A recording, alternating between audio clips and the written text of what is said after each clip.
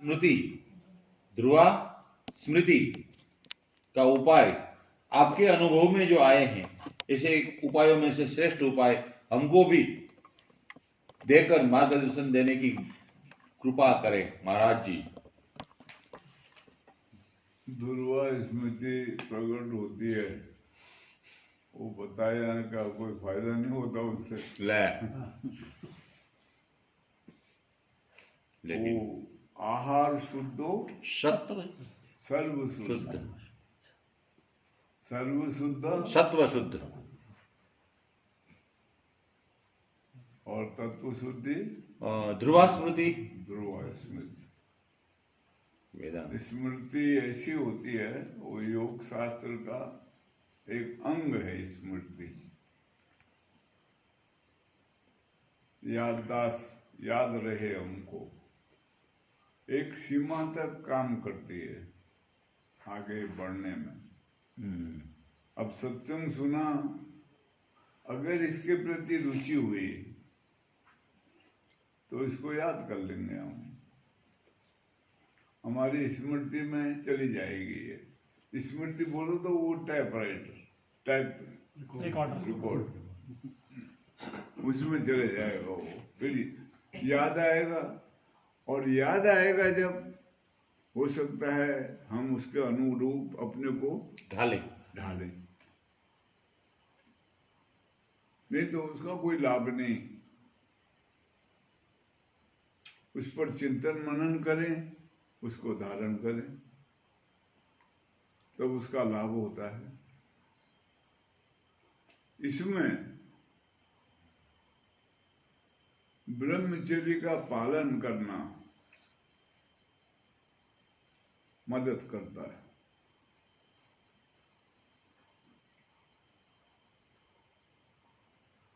स्मृति दृढ़ करने में। लेकिन उसमें पहली बात ऐसी है कि हमारे अंदर में इसको पकड़ने की क्षमता प्रकट करनी पड़ेगी, याददाश्त को। और सबसे बड़ी बात है, अगर हम वर्तमान में जीने का प्रयास करें तो स्मृति ध्रुव होने लगती है। वाह भाई वाह, जोरदार। मानसिक चंचलता जितनी कम होगी, स्थिर होगा मन, जिसको एकाग्र कहते हैं, एकाग्रता, कंसंट्रेशन ऑफ माइंड, अंग्रेजी में ऐसा बोलते हैं उसको। उससे स्मृति परिपक्व होती है। इसलिए वो योग का जो मार्ग में आगे बढ़ते हैं तो मूड होती है, पहले स्मृति, नाम ही नहीं होता, पता ही नहीं होता, खबर ही नहीं होती, खोया हुआ जीता है वो। खोए खोए जीते हैं हम संसार में। वो पुराने जमाने में हम किसी को कहते थे, पलट तेरा ध्यान किधर।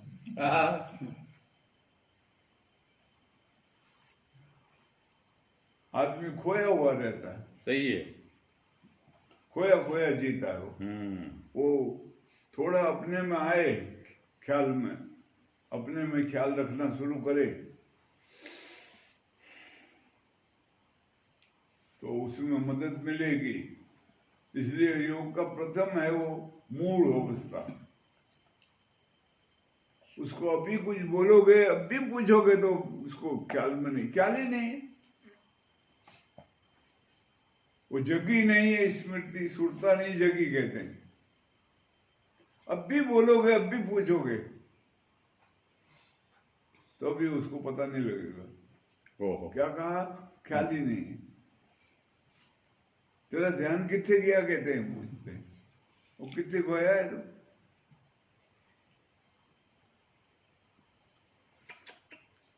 तो फिर थोड़ी विकास होता है, आगे बढ़ता है, दूसरी स्टेज में आता है तो शिफ्ट होती है। फिर कुछ कुछ कोई बात कभी कभार पकड़ लेता है।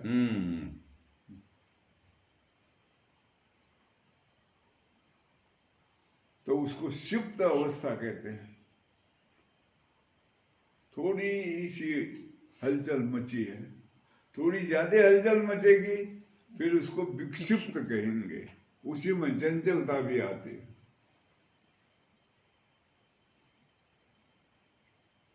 उसमें काफी हलचल मच जाती है। पहले तो हिल डुल रहा था, अब दौड़ने लग पड़ता है। उसको विक्षिप्त अवस्था कहते हैं योग में।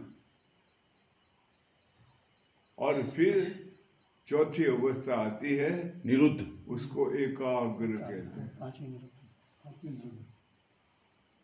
एकाग्र अवस्था, उसमें मन स्थिर होने लगता है, दौड़ फिर के थक जाता है, स्थिर होने लगता है।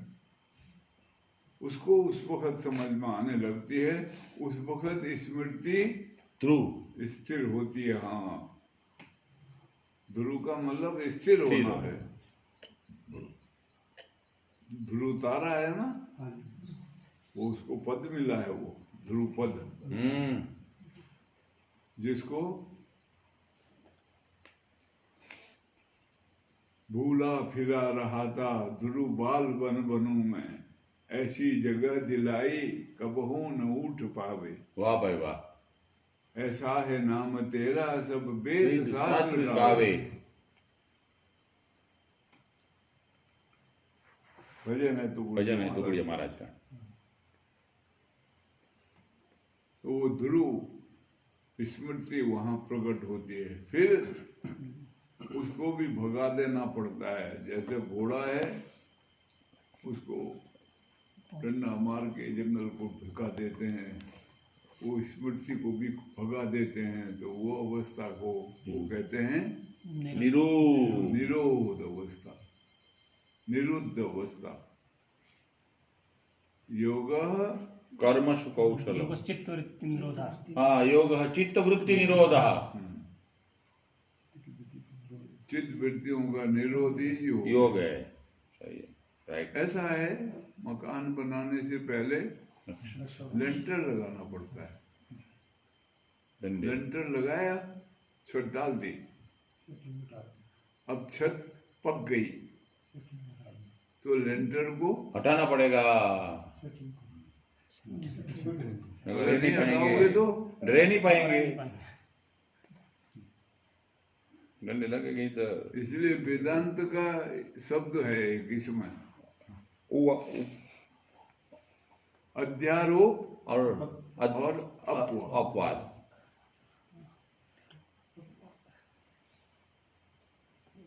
ऐसे ही ध्रुव स्मृति के बारे में बताया। वाह।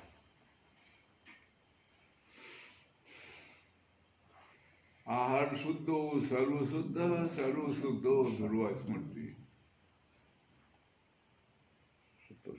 सर्व शुद्ध हो जाने से स्मृति ध्रुव हो जाती है और पड़ती है। और इसमें जब उसके 5 अंग बताए हैं दूसरे, उसमें पहली श्रद्धा है और दूसरा वीर्य स्मृति है, तीसरा वीर्य है, चौथी समाधि है, पांचवा प्रज्ञा। ये साधना के 5 पड़ाव है जहाँ ठहरा जाता है। इसलिए स्मृति का बहुत महत्व है और स्मृति ग्रंथ बोले जाते हैं। जितने भी आगम ग्रंथ हैं इनको स्मृति ग्रंथ कहते हैं।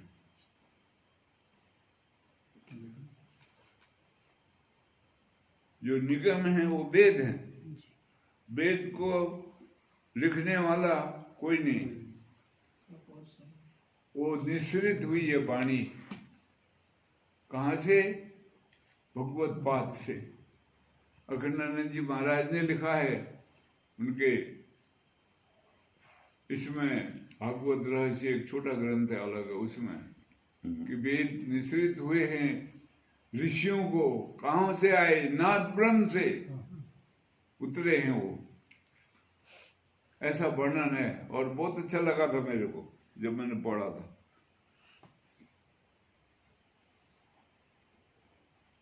ऋषि जब नाद ब्रह्म में अपनी सत्ता को खो देता है, पूर्ण निर्वाण अवस्था को प्राप्त करता है, उस टाइम निश्रित जो वाणी आई है वो निगम कहलाई है। इसलिए उसका एक नाम बे क्या है? अपौरुषेय वाणी। अपौरुषेय वाणी। उसमें पौरुष नहीं है किसी का, अपने आप उतर के आई है वो, किसी ने बुलाई नहीं। और उसको उसके ऋचा का नाम है श्रुति। लिखा नहीं है उसको किसी ने,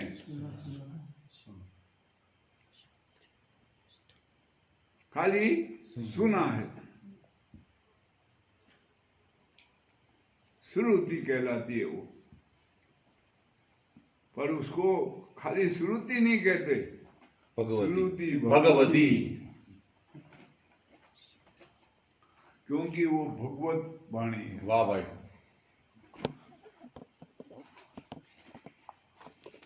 ये बड़ा भारी रहस्य है हमारी जो संस्कृति है वो, और इसको नहीं समझते, इसलिए लोग इधर उधर भटक जाते हैं। खोजते नहीं ना, समझेंगे कहाँ से? खोजेगा तो वही जानेगा। और इसके खोजने में वो आनंद आएगा जो संसार में तो कभी आ ही नहीं सकता। इसके खोज में इतना आनंद आएगा, उस समय संसार फीका हो जाएगा। अब हमारे अंदर कर्ता का भाव होता है बहुत। हम सोचेंगे अगर खोजने में लगेंगे खाएंगे क्या? अरे सब कुछ अपने आप मिलेगा। एक साधारण आदमी सरकार की नौकरी करता है तो उसको सरकार सब देती है। आजकल तो बगैर उसके ही दे रही है वो काम काज के। हाँ।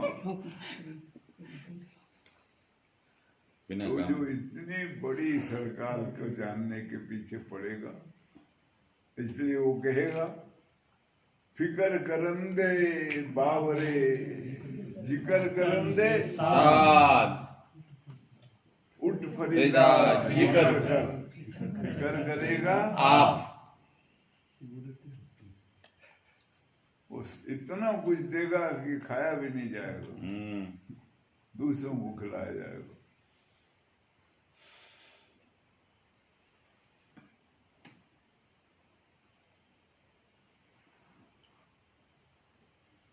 अभी ये लॉकडाउन चला हुआ है, हाई तौबा मची हुई है। कितने लोगों का रोटी रोजी चली गई, कुछ हो गया, और हमारे को तो मजा ही आता है। अच्छा ही लगता है, बड़ा भारी। और चलता रहे 2-4 महीने में चलेगा। तेरे संग संग हाय तौबा मची हुई है, हाय तौबा। बड़े बड़े अमीरों की हाय तौबा मची है। लेकिन अगर कोई प्रसन्न होगा इस वक्त तो वो साधु संत होगा। कहीं भी जाओ, खूब चर्चा कर रहे होंगे बैठे हुए, और मजे से खा पी रहे होंगे, मौज कर रहे होंगे। उनको अपनी फिक्र करने की जरूरत नहीं है। उनकी फिक्र कोई करेगा जिसको वो समर्पित हुए हैं, और वो फिक्र करके किसी से उनका कार्य करवाएगा। उसको कहेगा जाओ उनको देकर आओ आटा दाल चावल, वो आके ला के देगा। आज सुबह ही कहानी चल रही थी योग श्री आनंद जी महाराज की। वो 3 दिन भूखे रहे और बच्चों को पढ़ाते रहे, लेकिन वो कभी किसी से मांगते नहीं थे, कोई याचकता नहीं। तो एक कोई सेठ था बड़ा, उसको स्वप्न आया, भगवान शंकर प्रकट हुए स्वप्न में। वो भगत था शंकर भगवान का, और भगवान शंकर ने कहा मैं भूखा हूं और फलानी गली में रहता हूं, इतना नंबर मकान है, ऐसा ऐसा करके सारा कुछ उसको स्वप्न में दिखाया। तू मेरी भक्ति करता है तो मेरी सेवा भी कर। तो वो सेठ दूसरे दिन वहां उनके पहुंचा, ढूंढते ढूंढते ढूंढते गली को, और आटा दाल चावल सब कुछ लेके गया। तो उन्होंने कहा ये कैसे भाई तुम लाए? तो उन्होंने उसके पैर छुए और रोने लगा, कहने लगा आपके रूप में भगवान शंकर प्रकट हुए थे मेरे को, और उन्होंने सब एड्रेस बताया। तो ऐसा है, जो चेतन मेरे अंदर है वो इस समष्टि में भी है, उसमें हलचल मचा देते हैं महापुरुष। तो वो जो समष्टि का मालिक है, समष्टि का मालिक कौन है? उसका नाम रखें अगर पहले, तो उसका नाम है हिरण्यगर्भ।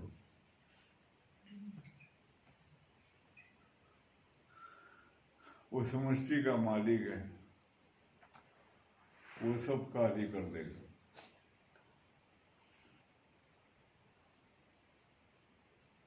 तब उनका नाम योग त्रयानंद जी नाम रखा। सब जानते थे वो, भक्ति का सिद्धांत, योग का सिद्धांत और वेदांत का सिद्धांत। कल्याण में लेख हुए हैं उनके बहुत सारे,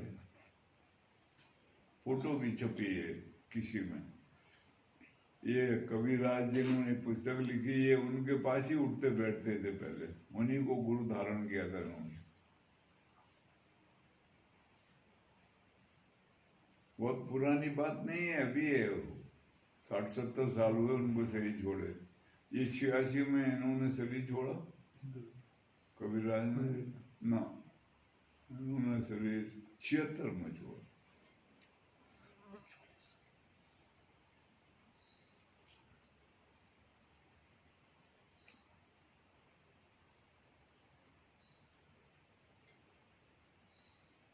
वो उससे पहले उन्होंने शरीर छोड़ा।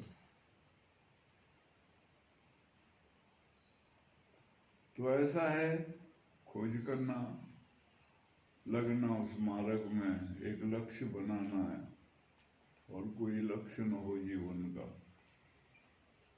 तब सब जानकारी मिलेगी। और जानकारी जितनी जितनी खुलती जाएगी, सूझे ही राम चरित मणि माणिक, गुप्त प्रकट जहाँ जो यही खानिक, खान प्रकट हो जाती है। हो गया भाई? हाँ जी, 5 मिनट में पढ़ लेते थोड़ा।